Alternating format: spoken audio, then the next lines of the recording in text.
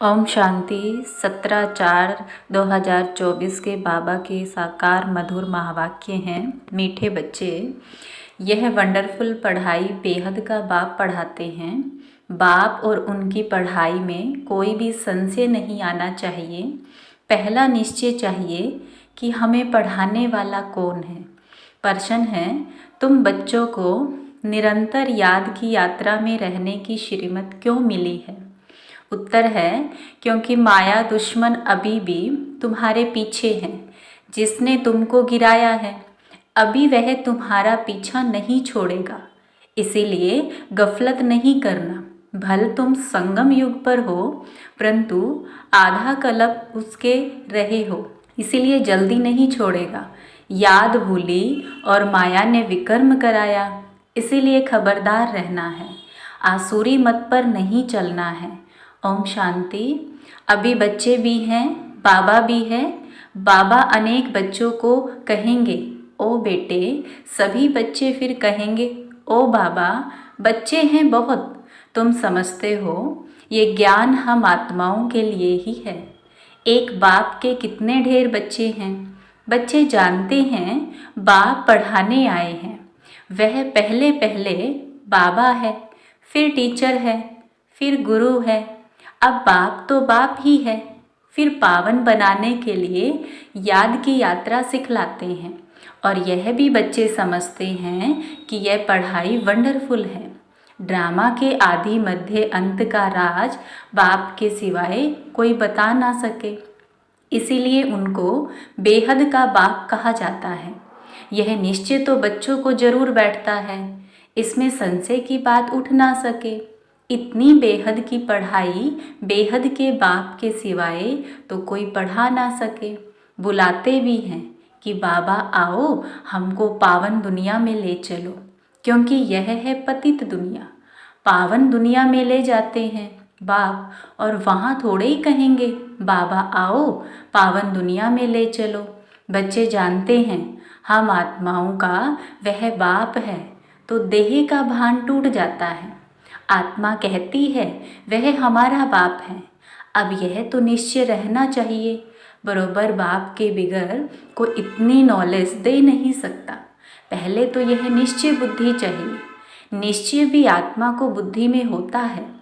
आत्मा को यह ज्ञान मिलता है, हमारा यह बाबा है। यह बहुत पक्का निश्चय बच्चों को होना चाहिए। मुख से कहना कुछ भी नहीं है। हम आत्मा एक शरीर छोड़ दूसरा लेती है। आत्मा में ही सब संस्कार हैं। अब तुम जानते हो बाबा आया हुआ है, हमको ऐसा पढ़ाते हैं, कर्म सिखलाते हैं जो हम इस दुनिया में अभी आएंगे ही नहीं। वह मनुष्य तो समझते हैं इस दुनिया में आना है, तुम ऐसा नहीं समझते हो। तुम यह अमर कथा सुन अमरपुरी में जाते हो। अमरपुरी अर्थात जहाँ सदा अमर रहे। सतयुग त्रेता है अमरपुरी। बच्चों को कितनी खुशी होनी चाहिए। यह पढ़ाई सिवाय बाप के और कोई पढ़ा ना सके। बाप हमको पढ़ाते हैं, और जो टीचर्स हैं वह ऑर्डरनी मनुष्य हैं। यहाँ तुम जिसको पतित पावन दुख हरता सुख करता कहते हो, वह बाप अब सम्मुख पढ़ा रहे हैं।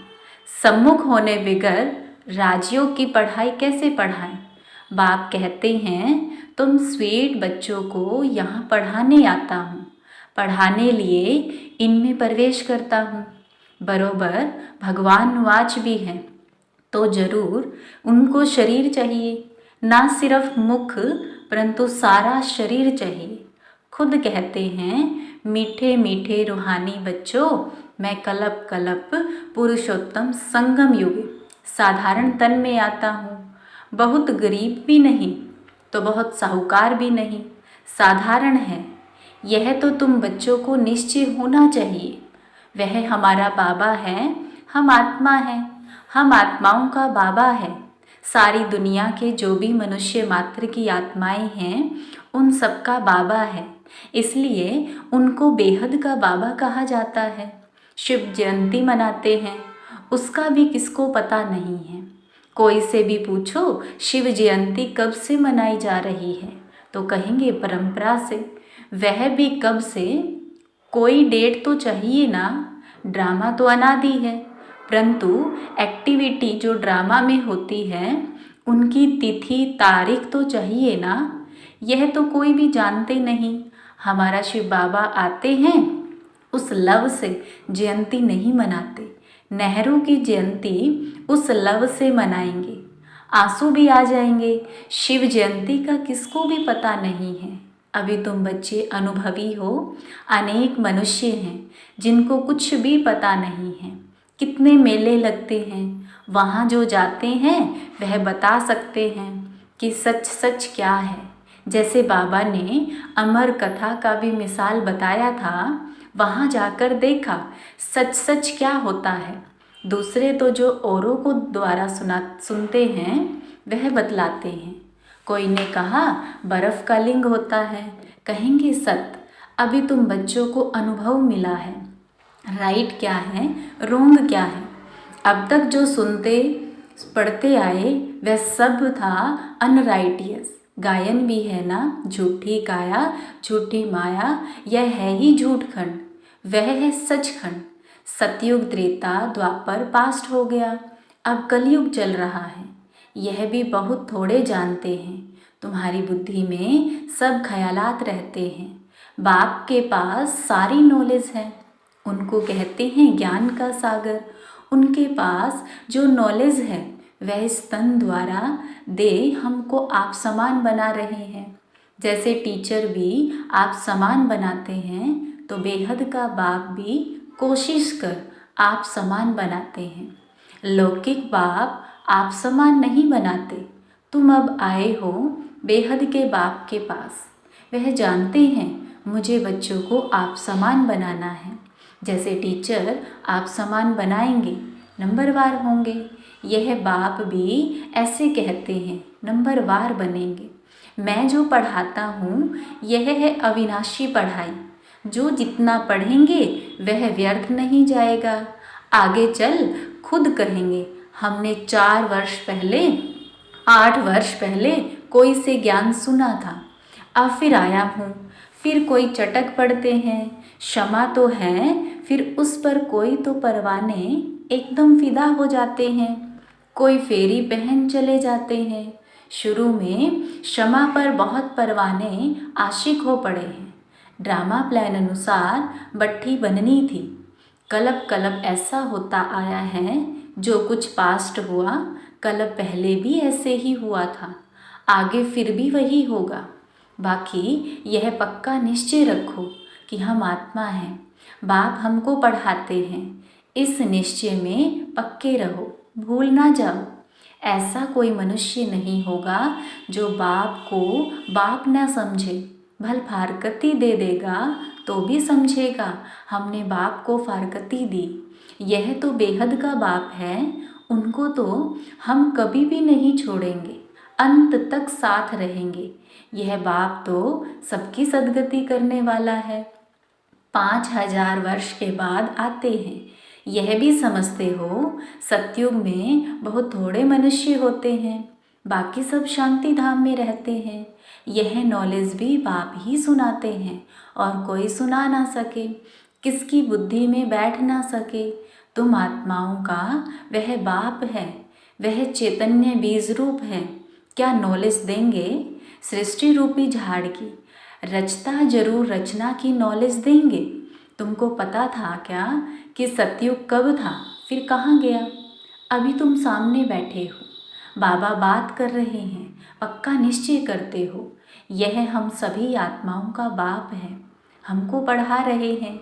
यह कोई जिस्मानी टीचर नहीं, इस शरीर में पढ़ाने वाला वह निराकार शिव बाबा विराजमान है। वह निराकार होते भी ज्ञान का सागर है। मनुष्य तो कह देते उनका कोई आकार नहीं, महिमा भी गाते हैं ज्ञान का सागर, सुख का सागर, परंतु समझते नहीं हैं।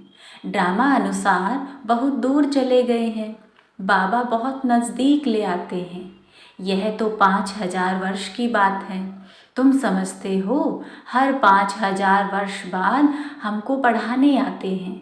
यह नॉलेज और कोई से मिल ना सके तो यह नॉलेज है ही नहीं दुनिया के लिए, कोई मनुष्य दे ना सके क्योंकि तमो प्रधान है।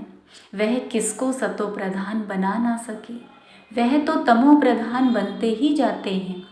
तुम अभी जानते हो बाबा हमको इनमें प्रवेश करके बता रहे हैं और फिर बाप कहते हैं बच्चे गफलत नहीं करना, दुश्मन अभी भी तुम्हारे पीछे है। जिसने ही तुमको गिराया है वह अभी तुम्हारा पीछा नहीं छोड़ेंगे। भले तुम संगम युग पर हो परंतु आधा कल्प तुम उनके रहे हो तो वह जल्दी नहीं छोड़ेंगे। खबरदार नहीं रहेंगे, याद नहीं करेंगे तो फिर और ही विकर्म करा देंगे, फिर कुछ न कुछ चमाट लगती रहेगी। अभी तो देखो मनुष्यों ने अपने को आपे ही चमाट मारी, क्या क्या कह देते हैं, शिव शंकर इकट्ठा कह देते हैं। उनका एक्यूपेशन क्या है, उनका क्या है, कितना फ़र्क है। शिव बाबा तो उच्चते उच्च भगवान शंकर देवता, फिर शिव शंकर इकट्ठा कैसे कह देते, पार्ट ही दोनों का अलग अलग है। यहाँ भी बहुतों के ऐसे ऐसे नाम हैं, राधे कृष्ण, लक्ष्मी नारायण, शिव शंकर, दोनों नाम स्वयं पर रख दिए हैं। तो बच्चे समझते हैं इस समय तक जो बाप ने समझाया है वह फिर रिपीट होगा। बाकी थोड़े रोज हैं, बाप बैठ थोड़े ही जाएंगे। बच्चे नंबरवार पढ़कर पूरे कर्मातीत बन जाएंगे। ड्रामा अनुसार माला भी बन जाएगी। कौन सी माला? सब आत्माओं की माला बन जाएगी। तब फिर वापस जाएंगे। माला नंबर 1 तो तुम्हारी है।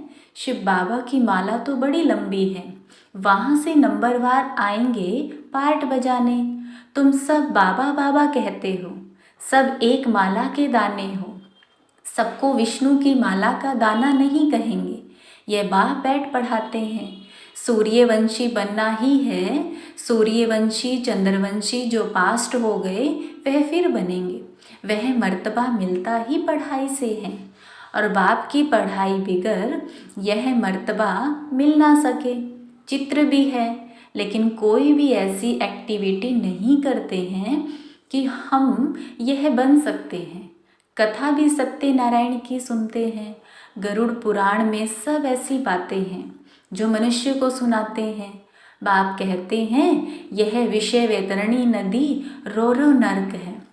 खास भारत को कहेंगे। बृहस्पति की दशा भी भारत पर बैठी है। वृक्षपति भी भारतवासियों को ही पढ़ाते हैं। बेहद का बाप बैठ बेहद की बातें समझाते हैं। दशा बैठती है, राहु की भी दशा है, इसलिए कहते हैं दे दान तो छूटे ग्रहण।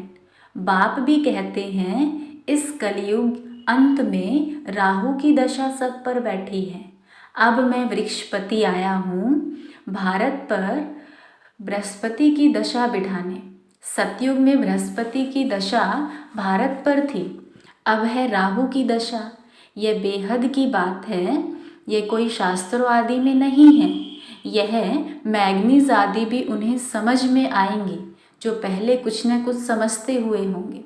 मैगजीन पढ़ने से वह फिर जास्ती समझने के लिए भागेंगे, बाकी तो कुछ नहीं समझेंगे। जो थोड़ा पढ़कर फिर छोड़ देते हैं तो थोड़ा भी उनमें ज्ञान घृत डालने से फिर सुजाग हो पड़ते हैं।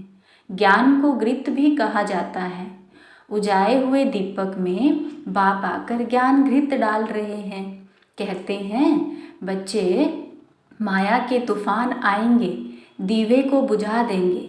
क्षमा पर परवाने कोई तो जल मरते हैं, कोई फेरी पहन चले जाते हैं। वही बात अभी प्रैक्टिकल में चल रही है। नंबरवार सब परवाने हैं। पहले पहले एकदम घर बार छोड़कर आए, परवाने बने, जैसे एकदम लॉटरी मिल गई। जो कुछ पास्ट हुआ तुम फिर ऐसे ही करेंगे। भले चले गए ऐसे मत समझना, स्वर्ग में नहीं आएंगे। परवाने बने, आशिक हुए, फिर माया से हरा दिया तो पद भी कम पाएंगे। नंबरवार तो होते ही हैं। और सत्संगों में कोई की भी बुद्धि में नहीं होगा, तुम्हारी बुद्धि में है।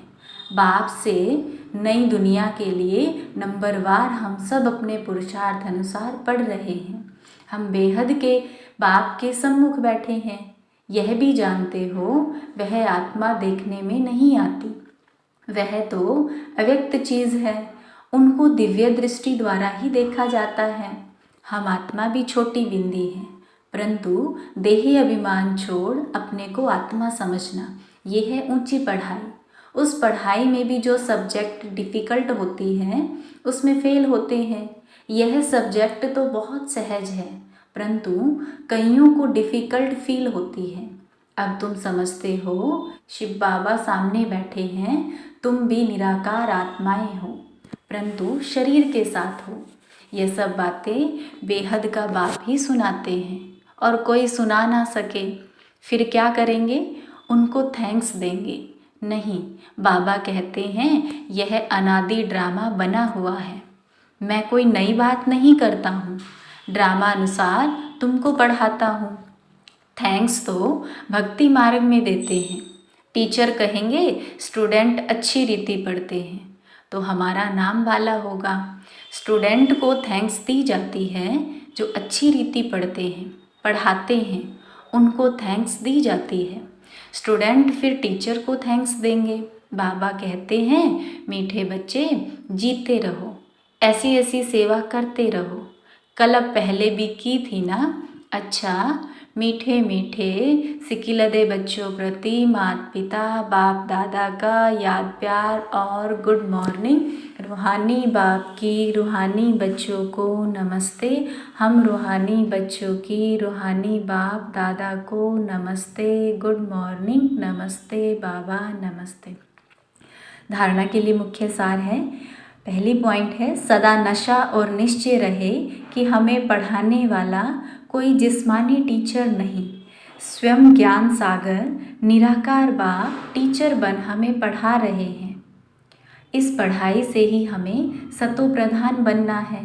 दूसरा पॉइंट है, आत्मा रूपी दीपक में रोज ज्ञान का घृत डालना है। ज्ञान घृत से सदा ऐसा प्रज्वलित रहना है जो माया का कोई भी तूफान हिला ना सके।